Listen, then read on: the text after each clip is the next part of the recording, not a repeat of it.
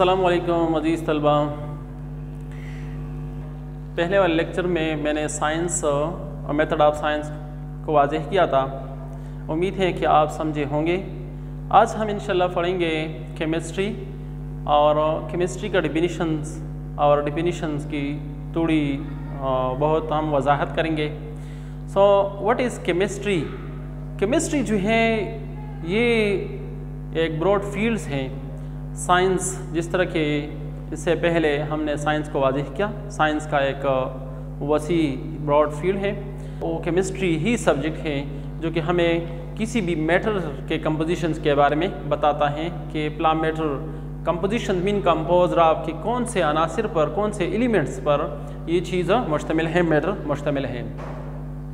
इसी तरह के सिर्फ ये नहीं बल्कि केमिस्ट्री का इल्म हमें कंपाउंड्स की कंपोजिशंस के अलावा स्ट्रक्चर्स के बारे में भी, किसी भी मैटर के स्ट्रक्चर के बारे में भी इंफॉर्मेशन देता है कि प्ला चीज़ का स्ट्रक्चर किस तरह है। मतलब सिर्फ कंपोजिशन के बारे में नहीं कि ये अनासिर हैं और इन अनासिर पर ये मुश्तमिल है, बल्कि हमें फिर ये भी बता रहा है कि इन अनासिर पर ये मुश्तमिल है और ये अनासिर जो हैं इस तरीके पर एक दूसरे के साथ बॉन्डेड हुए हैं। और सिर्फ ये नहीं बल्कि हमें सिर्फ कंपोजिशन और स्ट्रक्चर के बारे में इंफॉर्मेशन नहीं दे रहा, बल्कि प्रॉपर्टी हमें एक्सप्लेन कर रहा है कि प्रॉपर्टीज, इस मैटर के प्रॉपर्टीज़ किस तरह होंगे। अगर आपसे कोई पूछे व्हाट इज़ केमिस्ट्री, तो ये शॉर्ट डिफिनीशन है आपके लिए कि the study of matter is called chemistry. आप शॉर्टली बता सकते हैं। अब स्टडी से क्या मुराद है? तो स्टडी से मुराद वही है जो कि इससे पहले मैंने डिफिनीशंस किया। Study means to evaluate the composition of matter, to evaluate the structure of matter, and to evaluate the properties of matters. Composition, structure, properties मतलब केमिस्ट्री का यही काम है। कंप्लीट डिटेल स्टडी है उसका काम। अब हम आते हैं कंपोजिशन ऑफ मैटर। जिस तरह हम कहते हैं केमिस्ट्री में हम कंपोजिशन ऑफ मैटर पढ़ते हैं, तो यहाँ पे मैंने एक एग्जांपल लिया है कंपोजिशन ऑफ मैटर में। सिर्फ एक मैटर मैंने लिया, वो है वाटर। वाटर का कंपोजिशन किस तरह है? हेनरी कैवेंडिश ने 1784 में वाटर का केमिस्ट्री बताया है, मतलब कंपोजिशन बताया है कि वाटर जो है वो कौन से अनासिर पे, कौन से एलिमेंट्स पर मुश्तमिल है।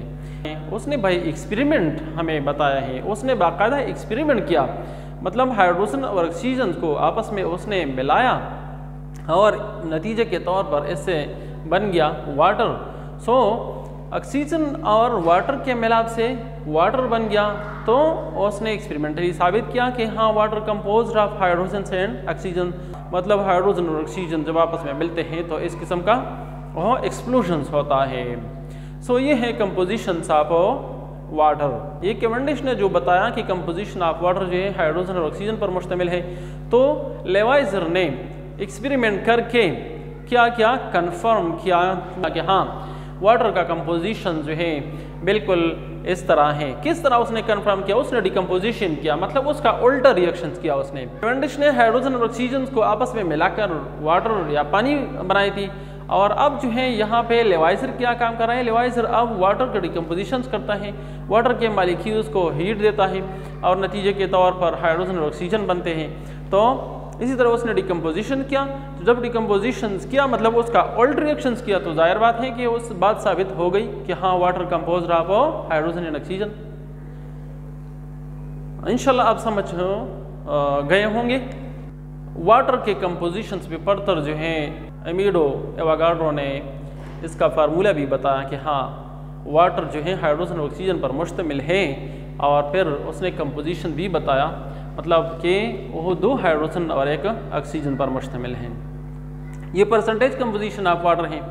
मतलब यहाँ पे आपको नज़र आ रहा है कि एक वाटर मॉलिक्यूल में 11% हाइड्रोजन्स बाई वेट, और इसी तरह के 89% ऑक्सीजन जो है वो मौजूद होता है। स्ट्रक्चर ऑफ मैटर के बारे में भी केमिस्ट ही ये प्रूव या साबित करते हैं कि प्ला मैटर का जो स्ट्रक्चर है वो इस तरह है और प्ला का इस तरह है।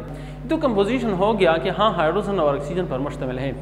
लेकिन अब स्ट्रक्चर के बारे में कि वाटर के मॉलिक्यूल का स्ट्रक्चर आया ये लीनियर है या फिर एंगुलर स्ट्रक्चर हैं, चूँकि यहाँ पे ये पॉसिबिलिटी हो सकती है कि ये लीनियर स्ट्रक्चर्स हों। क्यों? चूँकि 2 हाइड्रोजन है और 1 ऑक्सीजन है, वो आपस में जब मिल जाते हैं तो इसी तरह के वो लीनियर स्ट्रक्चर बना सकता है जिसमें 180 डिग्री हो। अब हम कहते हैं कि स्ट्रक्चर मैटर, लेकिन यहाँ पे चूँकि मैंने एग्जांपल्स जो हैं वो वाटर लिया है, इसी वजह से मैं वाटर को डिस्कस कर रहा हूँ, वाटर को एक्सप्लेन कर रहा हूँ। केमिस्ट ही ने बताया, केमिस्ट ही ने एक्सपेरिमेंटली साबित किया कि वाटर का मॉलिक्यूल जो है वो एंगुलर है, वो लीनियर नहीं है। पहले जो लोग समझते थे कि इसका स्ट्रक्चर लीनियर होगा, लेकिन केमिस्ट ने फिर ये साबित किया कि हाँ नहीं, वाटर का स्ट्रक्चर है, वाटर का जो मॉलिक्यूल्स है वो एंगुलर मॉलिक्यूल्स हैं, मतलब नॉट अ लीनियर मॉलिक्यूल्स। और चूंकि ऑक्सीजन के साथ अनशेयर्ड पेयर ऑफ इलेक्ट्रॉन्स भी हैं, जिस तरह के आपको ये नज़र आ रहे हैं, 2 हाइड्रोजन और एक ऑक्सीजन, और आपको ये 2 लूप जो है नज़र आ रहे हैं, ये वाला और ये वाला, ये 2 लूप्स हैं। सो केमिस्ट ने फिर रूल्स के डिफरेंट थ्योरीज के मुताबिक वाटर के मॉलिक्यूल का जो स्ट्रक्चर बनता है वो ऑक्टाहेड्रल बनता है। ऑक्टाहेड्रल में फिर डिग्री होती है, कितनी डिग्री होती है? 109 डिग्री।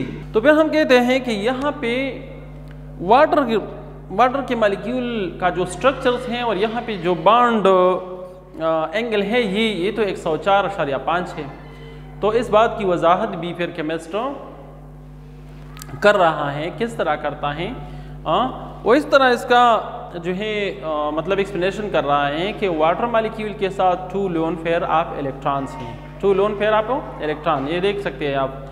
तो ये 2 लूप्स जो हैं, 2 पेयर्स, ये आपस में रिपल्शंस करते हैं, ये दोनों का रिपल्शन, और फिर ये इनका लोन पेयर का रिपल्शन, और लोन पेयर और बॉन्ड पेयर का रिपल्शन।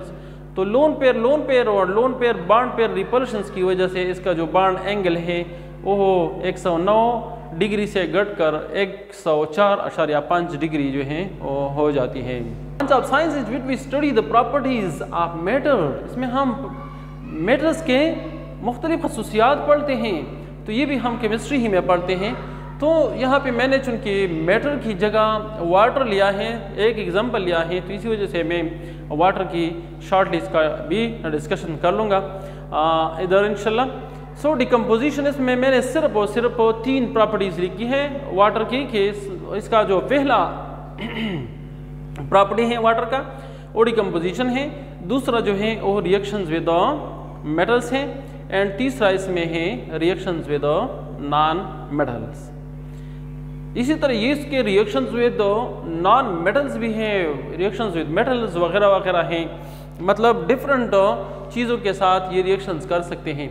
चलो हम आगे जाते हैं और डिकम्पोजिशन डिस्कस कर रहे हैं कि वाटर का जो डिकम्पोजिशन है वो किस तरह होता है। हम कहते हैं वाटर जो है वो हीट के साथ बहुत हाईली रेजिस्टिव है, लेकिन फिर भी अगर इसको हम 3000 डिग्री सेंटीग्रेड से ज़्यादा हीट पे गर्म करें तो फिर इसकी डिकम्पोजिशन हो जाती है। मतलब 3000 डिग्री सेंटीग्रेड पे 1% डिसोसिएशन होता है, लेकिन फिर भी डिसोसिएशन तो होता है ना, तो इसको हम कहते हैं डिकम्पोजिशन।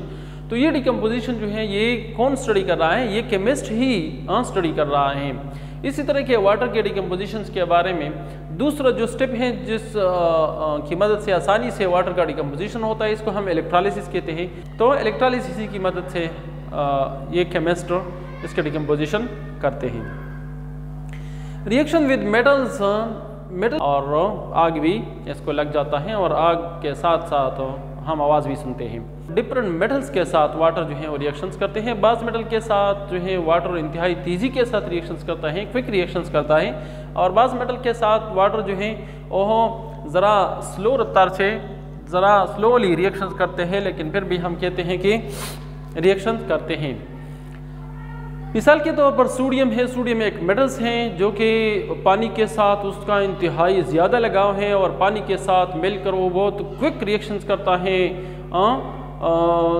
जिसको हम विगोरस रिएक्शंस कहते हैं। इंतहाई क्विक होता है, इंतहाई तेज़ रिएक्शन होता है, इसी वजह से इसको हम विगोरस रिएक्शंस कहते हैं। और किया बनता है नतीजे के तौर पर सोडियम हाइड्रोक्साइड इससे बनता है, और प्लस हाइड्रोजन गैस बनता है।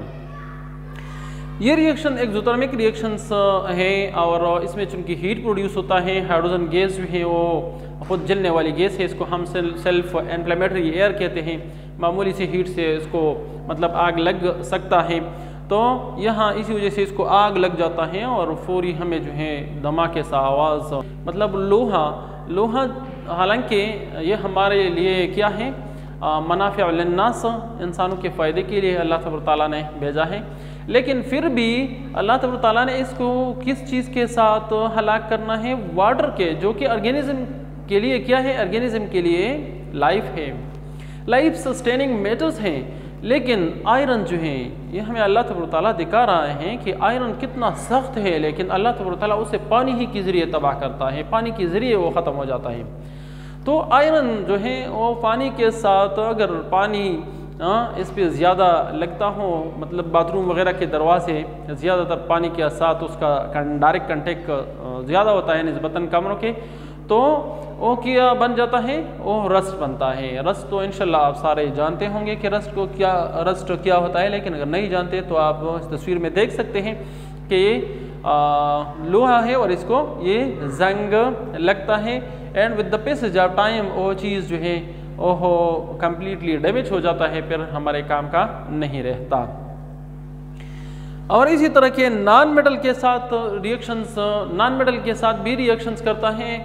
मिसाल के तौर पर वाटर अगर क्लोरीन गैस के साथ, हम कहते हैं क्लोरीन गैस के साथ HCl बनाता है और हाइड्रोक्लोरिक एसिड, हाइपोक्लोरिक एसिड बनाता है। इसी तरह के नॉन मेटल्स में और भी कार्बन है, वो नॉन मेटल्स है, 1000 डिग्री सेंटीग्रेड पर वो वाटर गैस बनाता है, कार्बन मोनोऑक्साइड एंड वाटर का मजमुआ बनता है। सो मेटल्स और नॉन मेटल्स दोनों के साथ वाटर जो है वो क्या करता है, वो रिएक्शन कर सकते हैं। और आज हमने पढ़ा सिर्फ chemistry, what is chemistry, chemistry का डिफिनीशन मैंने आपको बताया और केमिस्ट्री के डिफिनीशंस का शॉर्ट वजाहत मैंने आपको किया। और इंशाल्लाह नेक्स्ट लेक्चर में हम डिटेल पढ़ेंगे ब्रांचेस ऑफ केमिस्ट्री का।